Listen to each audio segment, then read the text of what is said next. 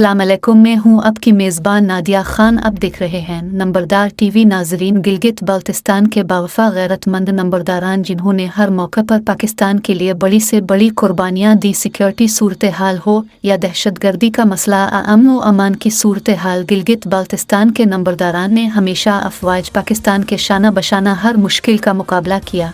हम अल पाकिस्तान नंबरदार एसोसिएशन की तरफ से गिलगित बाल्टिस्तान के नंबरदारान को खराज तहसीन पेश करते हैं और अपने भाइयों को अल पाकिस्तान नंबरदार इत्तेहाद में खुश आमदीद कहते हैं।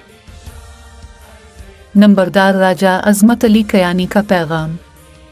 इस्लामाबाद नंबरदार कन्वेंशन। आइन अपनी ज़ात से निकलकर नंबरदार के लिए सोचें। आपकी खुदनुमाई में नंबरदार अपनी अहमियत खो रहा है।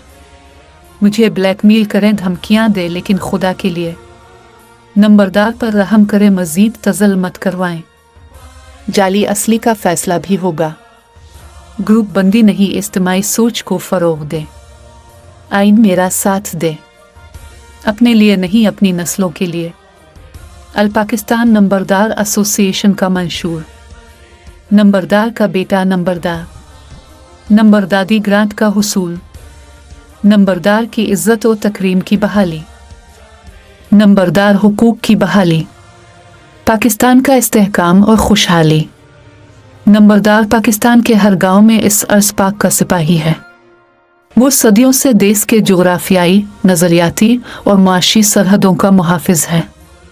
नंबरदारी निज़ाम को एक साजिश के ज़रिए कमज़ोर किया गया। इससे आम आदमी के मसाइल में इजाफ़ा हुआ और उसके मसाइल अरबाब इख्तियार तक पहुँचाने का रास्ता बंद करने की कोशिश की गई। लेकिन अब नंबरदार हुकूक वापस लेंगे। नंबरदार का बेटा नंबरदार होगा, विरासती हक बहाल होगा।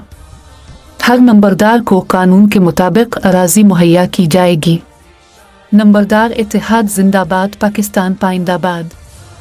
खुशहाल नंबरदार, मुस्तहकम पाकिस्तान। अल्लाह हाफिज़।